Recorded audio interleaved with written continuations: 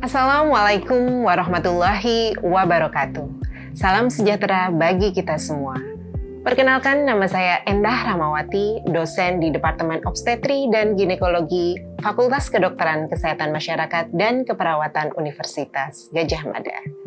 Sebagai dosen di Universitas Gadjah Mada, saya melaksanakan kegiatan Tridharma Perguruan Tinggi, yaitu pendidikan dan pengajaran, penelitian, serta pengabdian kepada masyarakat.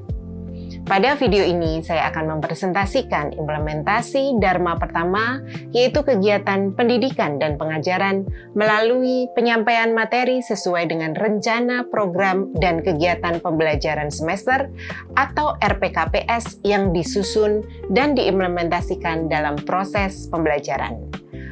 Pada kesempatan kali ini, saya akan menyampaikan salah satu materi dalam mata kuliah Endokrinologi Reproduksi yang merupakan mata kuliah pada program pendidikan spesialis Obstetri dan Ginekologi FKKMK UGM pada semester ke-6. Adapun aspek pembelajaran yang akan saya presentasikan meliputi deskripsi mata kuliah, capaian pembelajaran, media dan metode pembelajaran, materi perkuliahan, sistem penilaian, dan juga video terkait kegiatan pembelajaran itu sendiri. Mata kuliah Endokrinologi Reproduksi dengan kode mata kuliah KUOG 227619 dengan bobot 12 SKS. Mata kuliah ini merupakan mata kuliah yang membekali peserta didik dengan pengetahuan, keterampilan klinis, dan kemampuan pengambilan keputusan berdasarkan basis bukti dalam bidang endokrinologi reproduksi dan infertilitas.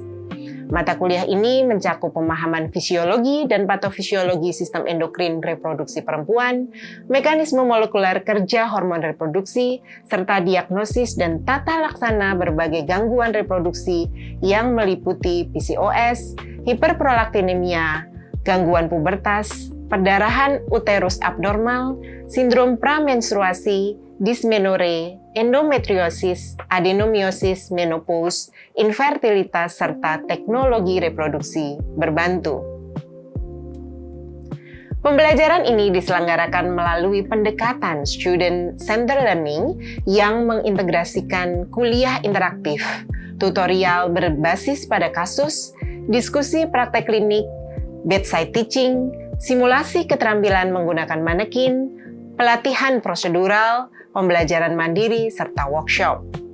Peserta didik juga dilatih melakukan pemeriksaan fisik, ultrasonografi transabdominal dan transvaginal, interpretasi dari pemeriksaan penunjang, konseling pasien, hingga keterampilan prosedural seperti histeroskopi diagnostik, laparoskopi diagnostik, induksi ovulasi, inseminasi buatan, dan dasar-dasar layanan terhadap teknologi reproduksi berbantu.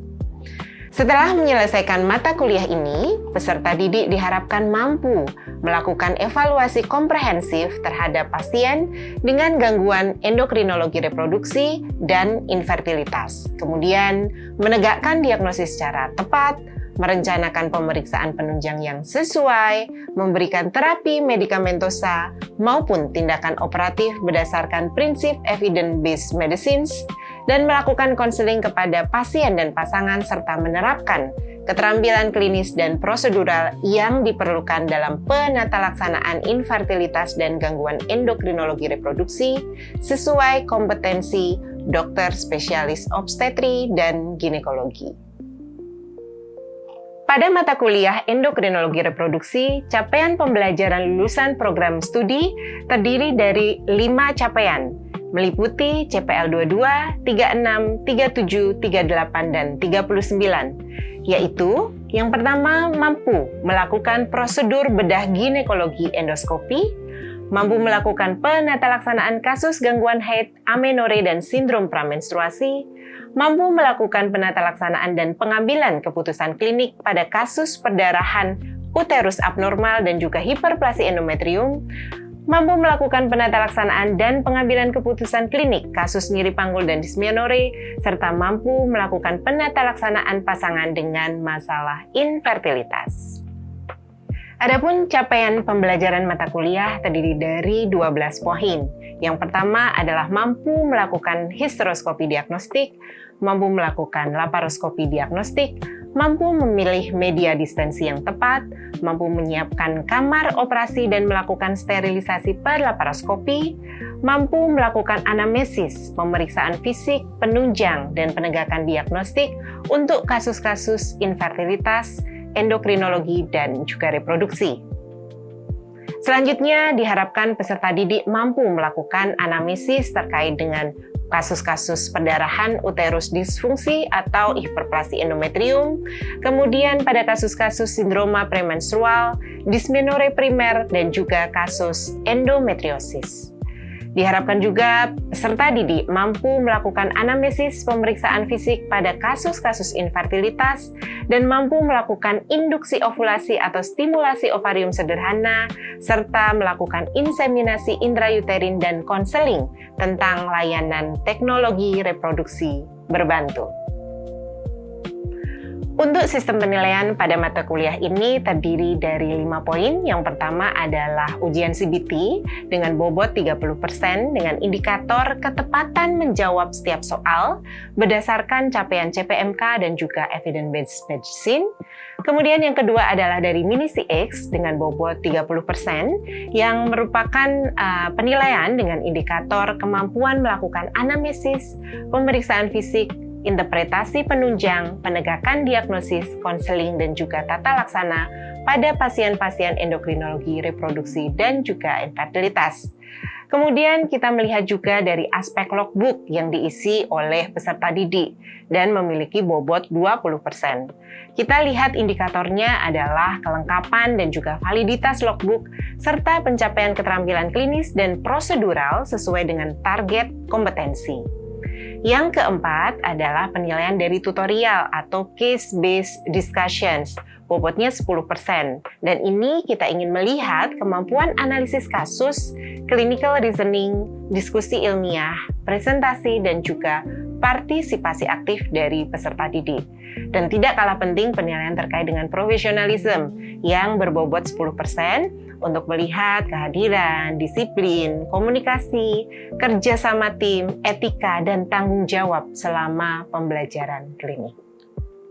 Selanjutnya, pada kesempatan ini saya akan menyampaikan topik infertilitas dasar yang mencakup definisi dan epidemiologi infertilitas, etiologi dan patofisiologinya, pendekatan diagnostik, pemeriksaan penunjang, konseling dari pasangan infertilitas, kemudian prinsip penata laksanaan dan induksi ovulasi sederhana sebagai bagian dari layanan infertilitas berbasis bukti. Topik ini merupakan salah satu materi inti dalam mata kuliah endokrinologi reproduksi sesuai dengan RPKPS. Dalam kuliah ini, saya akan menggunakan metode kuliah interaktif yang dipadukan dengan diskusi kasus dan juga umpan balik, sehingga harapannya peserta didik mampu berpartisipasi secara aktif, mengembangkan kemampuan clinical reasoning, serta mampu mengintegrasikannya dengan teori dan praktek klinis. Selamat mengikuti pembelajaran. Wassalamualaikum warahmatullahi wabarakatuh. Bismillahirrahmanirrahim. Assalamualaikum warahmatullahi wabarakatuh. Terima kasih buat kehadiran teman-teman semuanya, residen semester 6 dari pendidikan Prodi Spesialis Obstetri dan Ginekologi FKKMK UGM. Pada kesempatan kali ini, perkenalkan saya Endah Ramawati dari Divisi Fertilitas, Endokrinologi, dan Reproduksi akan menyampaikan kuliah terkait dengan infertilitas dasar. Jadi, infertilitas dasar ini merupakan salah satu dari rangkaian pada mata kuliah endokrinologi reproduksi, di mana teman-teman nanti dibekali terkait dengan pengetahuan, keterampilan klinis, kemampuan mengambil keputusan yang berbasis bukti di bidang fertilitas, endokrinologi, dan reproduksi. Nah, untuk mata kuliah ini totalnya ada 12 SKS, teman-teman. Pada khususnya untuk kuliah kali ini kita harapannya bisa mencapai capaian lulusan 39, yaitu mampu melakukan penata laksanaan pasangan dengan masalah infertilitas. Nah, untuk capaian pembelajaran mata kuliahnya, ini harapannya dari kuliah ini teman-teman mampu melakukan anamnesis, pemeriksaan fisik, penunjang, ultrasonografi dasar, dan identifikasi penyebab pada kasus infertilitas, serta mampu melakukan induksi ovulasi atau stimulasi ovarium sederhana. Jadi nanti untuk sistem penilaiannya pada mata kuliah ini ada CBT bobotnya 30%, mini CA, logbook dari teman-teman kalau menemukan kasus ya di poli ataupun di kamar operasi bisa dituliskan di logbooknya, kemudian tutorial dan tentunya professionalism. Nah, pada kesempatan kali ini, kuliah terkait dengan infertilitas dasar, harapannya tentunya teman-teman dapat memahami definisi, epidemiologi, etiologi, patofisiologi, karakteristik klinik, serta faktor prognosis dan tata laksana kasus infertilitas. Dan tentunya tahu kapan kemudian melakukan pemeriksaan penunjang, konselingnya bagaimana, dan melakukan induksi ovulasi yang sederhana. Nah, mungkin sebelum kita mulai kuliah pada kesempatan kali ini, saya persilahkan teman-teman untuk pretest terlebih dahulu. Nggak usah contek-contekan ya, boleh di-scan barcode, dikerjakan. Ada 5 pertanyaan multiple choice yang bisa teman-teman kerjakan. Sudah? Ya, sudah semuanya ya. Jadi selanjutnya saya akan brainstorming terlebih dahulu nih. Menurut teman-teman, apa sih sebetulnya infertilitas itu? Iya dokter, dengan Sekar, Ya. infertilitas itu adalah kondisi ketidakmampuan pasangan suami istri untuk mencapai kehamilan setelah melakukan hubungan seksual teratur tanpa kontrasepsi selama 1 tahun ya dokter.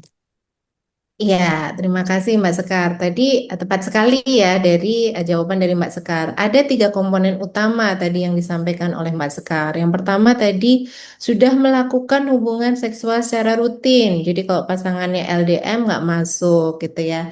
Terus kemudian unprotected intercourse, jadi nggak pakai kontrasepsi dan durasinya tadi di 12 bulan. Nah, itu mungkin akan berlaku pada pasangan yang usianya kurang dari 35 tahun. Tetapi menurut ESRM di 2023, Komite Opinionnya menyampaikan bahwa kalau pasangan tersebut usianya lebih dari 35, maka kita cut off-nya kita pendekkan menjadi 6 bulan gitu ya. Jadi perlu dilakukan investigasi lebih lanjut. Nah, ini gambaran di Indonesia ternyata cukup besar angka infertilitas itu sendiri. 12 sampai 15% dari pasangan usia subur, ada kurang lebih 40 juta, itu ternyata mengalami infertilitas. Jadi totalnya yang mengalami infertilitas di Indonesia itu sekitar 4 sampai 6 juta pasangan. Ini cukup sangat banyak ya angkanya gitu ya. Nah, untuk penyebabnya sendiri tentunya kita tidak bisa kemudian fokus pada oh ya yang hanya perempuannya saja tuh tidak. Seringkali pasangan itu datang tidak kemudian bersama-sama ya, seringkali kemudian perempuannya dulu gitu ya diperiksakan. Tapi ternyata memang kalau secara angka dua-duanya ini bisa menyebabkan tadi infertilitas gitu ya, baik laki-laki maupun pada perempuannya gitu. Jadi memang kalau kemudian mau dicari tahu harus dicari tahu dua-duanya, baik itu suami maupun istri. Kira-kira kalau penyebabnya yang terbanyak itu pada apa kalau pada perempuan, teman-teman? Ada yang tahu mungkin? Karena faktor tuba atau faktor ovarium gitu atau ovulasi? Ada yang ingin berpendapat? Silakan. Ya, Mbak Wayan, silakan. Mohon izin dokter, untuk perempuan, faktor yang menyebabkan infertilitas salah satunya faktor tuba dokter. Bisa karena riwayat infeksi, keputihan terlalu lama, kemudian infeksi menular seksual, bisa menyebabkan ascending infection, mengganggu silia yang ada di tuba sehingga proses bertemunya sperma dan sel telur jadi terganggu dokter. Ya, terima kasih banyak Mbak Wayan tadi ya. Itu tadi jawabannya sangat tepat sekali ya. Memang untuk penyebab dari infertilitas tadi ada faktor tuba seperti yang dijelaskan oleh Mbak Wayan, kemudian bisa dari ovarian factornya, ada uterine factornya, ada cervical factor. Ini hal-hal yang bisa menyebabkan tadi infertilitas pada perempuan atau pada istri. Nah, kalau kemudian kita lihat ada beberapa alur gitu yang perlu kita pahami. Tidak serta-merta ini kita bisa lakukan dalam satu kali pertemuan gitu ya. Baru sekali datang langsung bisa hamil. Nah, itu ajaib ya.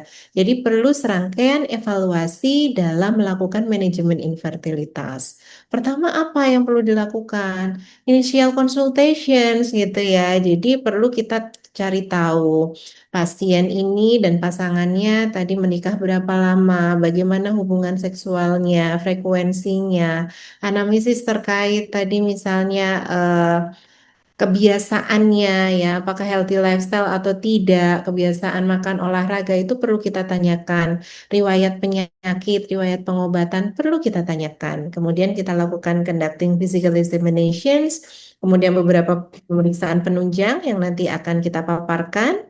Kemudian baru kemudian kita gali tadi kita ramu, kita rangkai kenapa sih penyebabnya, baru kemudian kita terapi atau manage sesuai dengan penyebabnya tersebut. Nah, kalau kita lihat anamnesisnya memang tidak sekedar tadi ya, hanya di bagian dasar, tapi perlu mendalam. Riwayat ginekologi juga, riwayat kontrasepsi, frekuensi, riwayat obat-obatan, alkohol, narkoba, bahkan mungkin olahraga yang terlalu intens gitu ya. Kalau kita lihat beberapa atlet gitu ya yang olahraganya terlalu intens, kadar estrogennya rendah, justru dia kemudian mengalami amenorrhea juga gitu dan itu fertilitasnya juga terganggu. Nah, kita juga perlu concern terhadap hal tersebut. Untuk pemeriksaan fisik ada beberapa. Yang paling biasanya kita awal pasien kan pasti ditimbang ya berat badannya, tinggi badannya, indeks massa tubuhnya gitu ya. Terus kemudian kita lihat wajahnya, ada hirsutism atau enggak, akne, terus kemudian ada akantosis nigricans atau tidak, tiroidnya gitu ya, membesar atau tidak, payudaranya, tenernya, area genitalianya gitu, uterusnya, adneksanya, semuanya kita lakukan pemeriksaan. Jadi tidak hanya menggunakan USG yang seringkali kita langsung nggak pemeriksaan fisik, langsung kemudian dilakukan USG. Nah, ada beberapa tambahan pemeriksaan penunjang, salah satunya adalah konfirmasi untuk terjadinya ovulasi. Biasanya diceknya pakai apa teman-teman untuk kita confirm bahwa ini terjadi ovulasi atau tidak? Pemeriksaannya biasanya pakai apa? Boleh, silakan. Dengan pemeriksaan hormon progesteron dan luteal gitu. Oh iya, terima kasih banyak. Tepat sekali ya. Jadi tadi pemeriksaannya adalah pemeriksaan progesteron serum pada fase luteal. Jadi yang mid luteal sekitar hari 21, 22, 23 tergantung berapa lama dari siklusnya tadi dari pasien tersebut gitu. Nah, untuk kemudian pemeriksaan lain ada juga pemeriksaan untuk melihat cadangan ovarium. Yang biasanya kita lakukan pemeriksaan apa, teman-teman? Untuk melihat cadangan ovarium yang sering kita lakukan. Bisa dengan pemeriksaan AMH gitu. Iya, tepat sekali ya Mbak Vicky tadi ya. Pemeriksaannya adalah pemeriksaan dengan AMH. Jadi diambil dari serum pasien, biasanya pakai ECLIA gitu ya pemeriksaannya untuk menilai kadar dari AMH. Nah, untuk pemeriksaan tuba ini juga tidak kalah penting karena tadi kalau kemudian ovariumnya oke, sel telurnya diproduksi dengan baik, sperma oke, uterusnya juga oke, tapi tubanya buntu, maka tidak akan terjadi fertilisasi sehingga kita perlu pastikan dengan biasanya yang kita sering pakai adalah dengan HSG atau hysterosalpingografi. Kemudian untuk pemeriksaan uterus, untuk rutinnya biasanya dalam pemeriksaan sehari-hari kita menggunakan ultrasonografi transvaginal gitu ya, dapat mendeteksi pola-pola dari patologi endometrium, myometrium, atau kemudian korpus uteri itu sendiri. Apa saja biasanya kelainan-kelainan yang menyebabkan terjadinya infertilitas, teman-teman? Boleh disebutkan, silakan. Asherman syndrome, dokter. Asherman syndrome. Jadi tadi melihat endometriumnya ya. Nah, selain dari Asherman syndrome, kita juga bisa lihat tuh apakah ada miom atau tidak. Kalau kemudian miomnya besar, kemudian mungkin letaknya di submukosa, menyebabkan bleeding, itu juga bisa mengganggu fertilitas dari pasien tersebut. Atau misalnya ada adenomiosis, jadi gambarannya biasanya rahimnya globuler, ada asymmetrical thickening dalam pemeriksaan ultrasonografi, ada fan shape shadowing, interrupted junctional zone-nya itu juga kemudian bisa memengaruhi gitu ya. Itu perlu kita lihat dari tadi pemeriksaan dengan ultrasonografi.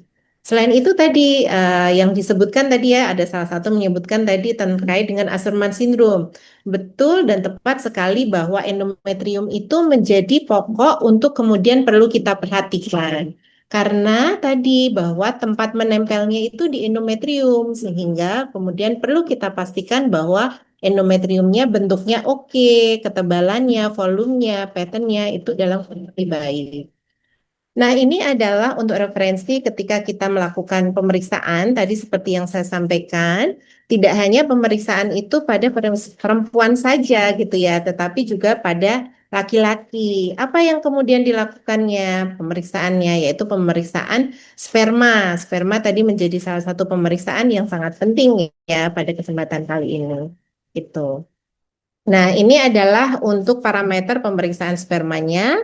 Ada dari WHO. Mungkin kita perlu kemudian apa namanya lihat gitu ya parameternya itu ada cut off-nya dari jumlah, konsentrasi, kemudian motilitasnya dan juga morfologinya. Nah, ini untuk algoritmanya. Jadi kalau kemudian tadi kita sudah ramu dari hasil anamnesis, konselingnya, kemudian tadi ada apa namanya pemeriksaan penunjang, kemudian kita akan tahu penyebabnya itu apa sih?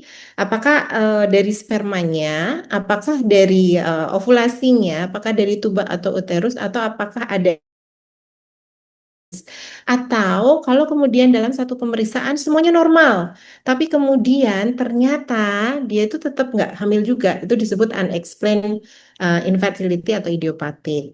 Nah, kalau misalnya kita sudah menemukan masing-masing penyebab tadi, maka kita kemudian tanganinya sesuai dengan penyebab tadi.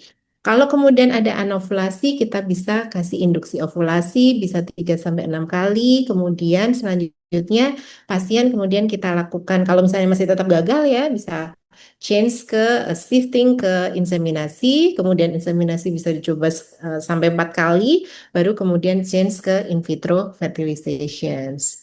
Nah, salah satu contoh adalah pada PMOS gitu ya atau PCOS. Biasanya kalau misalnya pasien-pasien seperti ini kita pakai induksi ovulasinya apa teman-teman?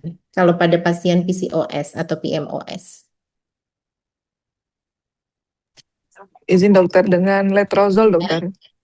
Dengan letrozol ya, tepat sekali gitu ya. Jadi lebih tepat menggunakan letrozol dibanding dengan clomiphene citrat pada pasien dengan PMOS. Nah, ini pada ovulasi inductions atau induksi ovulasi gitu ya, targetnya itu kita dapat satu folikel dominan. Itu kemudian menghindari resiko untuk terjadinya multiple pregnancy. Nah, obatnya tadi seperti yang disampaikan Mbak Sekar juga ada pilihannya bisa letrozol sama clomiphene citrat. Kalau clomiphene citrat biasanya ada anti estrogennya, jadi nanti teman-teman perlu pertimbangkan karena bisa menyebabkan endometriumnya juga tipis gitu ya. Untuk selanjutnya, ini saya ingin mendengar mungkin pendapat teman-teman tentang skenario kasus berikut. Mungkin salah satu bisa membacakan, silakan. Izin saya bacakan, dokter. Iya, Mbak Baik. Azrina, silakan. Izin membacakan, dok. Seorang wanita berusia 31 tahun datang ke klinik fertilitas bersama suaminya dengan keluhan belum memiliki anak setelah menikah selama 3 tahun. Pasien menyatakan telah melakukan hubungan seksual secara teratur sekitar 2-3 kali setiap minggu tanpa menggunakan kontrasepsi sejak menikah, namun belum terjadi kehamilan. Pasien mengeluhkan menstruasi yang tidak teratur sejak usia remaja. Siklus menstruasi berkisar 40-90 hari. Bahkan beberapa kali tidak menstruasi selama lebih dari 3 bulan. Dalam 2 tahun terakhir, pasien mengalami peningkatan berat badan sekitar 12 kilo. Pasien juga mengeluhkan tumbuh rambut berlebih pada dagu dan perut bawah serta jerawat yang semakin banyak sejak usia dewasa. Pasien belum pernah menjalani program kehamilan sebelumnya. Demikian, dokter. Ya, terima kasih Mbak Zrina. Untuk kasus ini kira-kira anamnesis yang perlu digali lagi apa? Silakan teman-teman menyampaikan pendapatnya.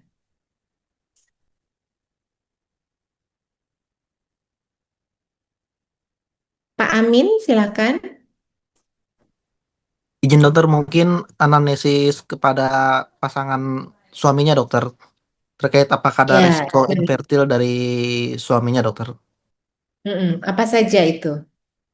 Misal aktivitas sehari-hari atau penggunaan eh, rokok, terus penggunaan pakaian-pakaian yang mengganggu sirkulasi dari testis, seperti pakaian-pakaian ketat, dan lifestyle-nya dokter, apakah sudah sehat atau tidak dokter? Iya, terima kasih banyak. Kalau untuk yang istri perlu ditambahkan apa lagi mungkin informasi yang ingin ditanyakan? Tadi mungkin kayak jerawat gitu ya, apakah kemudian timbul jerawat yang tidak bisa terkontrol gitu ya. Rambut-rambut kalau pemeriksaan fisik biasanya apa? Rambut-rambut di ini mungkin kumis, badan gitu ya. Kita lihat Fermen Galway skornya gitu berapa gitu ya. Kalau pemeriksaan penunjang kira-kira butuh apa saja ya teman-teman pada kasus seperti ini?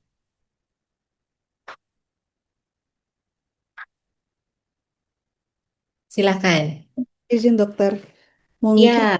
karena ini ada penambahan berat badan, kemudian bisa juga kita cek terkait resistensi insulin dok. Jadi bisa periksa GDS Nah, maupun insulin dokter. iya, resistensi insulinnya ya kita lihat. Kalau kasus ini mengarah ke apa kira-kira teman-teman? Izin Mengarahnya kira-kira Ke ke PMLS apa? dokter. PMOS. PMOS ya, iya betul. Tadi mungkin mengarahnya untuk pasien ini PMOS dan kemudian untuk penanganan infertilitasnya, kalau analisis spermanya baik, kemudian tubanya baik, kita bisa melakukan induksi ovulasi. Tadi pakai apa tadi obatnya untuk induksi ovulasi? Letrozol, dokter. Iya, Dokter. terima kasih banyak. Mungkin ada pertanyaan dari teman-teman? Silakan kalau ada pertanyaan. Izin bertanya, dokter. Iya, Pak Leo, silakan Pak Leo. Ya, dokter, untuk yang definisi infertilitas tadi, dokter. Iya. Mengapa pada wanita di atas 35 tahun kita cukup dievaluasi setelah 6 bulan, sedangkan di usia di bawah 35 tahun menunggu sampai 12 bulan, dokter? Iya, terima kasih banyak Pak Leo. Jadi mungkin kalau Pak Leo lihat suatu kurva AMH itu ya, anak dari anti Mullerian hormon, itu kalau misalnya lebih dari 35 tahun, itu kurvanya itu langsung anjlok ke bawah gitu ya. Salah satu kenapa ada cut off waktu di usia lebih dari 35 tahun, karena adanya deplesi dari ovarian reserve pada perempuan, sehingga cut off itu digunakan. Itu merupakan penanda bahwa kita membutuhkan langsung investigasi dalam waktu singkat karena bekerja-kejaran dengan waktu. Jadi kecepatan depresi di usia 25 tahun akan sangat berbeda gitu ya dengan kecepatan depresi ovarian reserve pada usia lebih dari 35 tahun. Nah, itulah yang menjadi penyebab atau dasar kenapa cut off-nya menjadi berbeda gitu ya. Nah, tadi sudah berbicara banyak, jadi tadi kita tahu gitu ya bagaimana definisi dari infertilitas, ada 3 hal tadi, waktunya 12 bulan, kalau umurnya lebih dari 35 tahun, kemudian kurang dari 35 tahun, tidak pakai kontrasepsi, dan hubungan seksualnya tadi reguler. Dan perlu kita tadi lakukan beberapa anamnesis yang cukup mendalam, pemeriksaan penunjang, penilaian tuba, penilaian sperma, baik kuantitatif maupun kualitatif dari sperma itu sendiri, perlu kita cermati untuk melihat penyebabnya itu apa. Nah, ini tadi kita post test lagi ya. Tadi kan sudah ada kuliah, jadi silakan untuk dikerjakan post testnya. Oke, terima kasih banyak. Ini untuk teman-teman sudah mau berdiskusi bersama pada kesempatan kali ini. Ini referensinya kalau teman-teman ingin membaca lebih lanjut. Insya Allah nanti kita ketemu lagi pada kesempatan kuliah-kuliah yang lain pada mata kuliah endokrinologi reproduksi. Semoga teman-teman selalu diberikan kesehatan, kebahagiaan, bisa menolong banyak pasien demi kesehatan perempuan Indonesia ya. Terima kasih banyak. Assalamualaikum.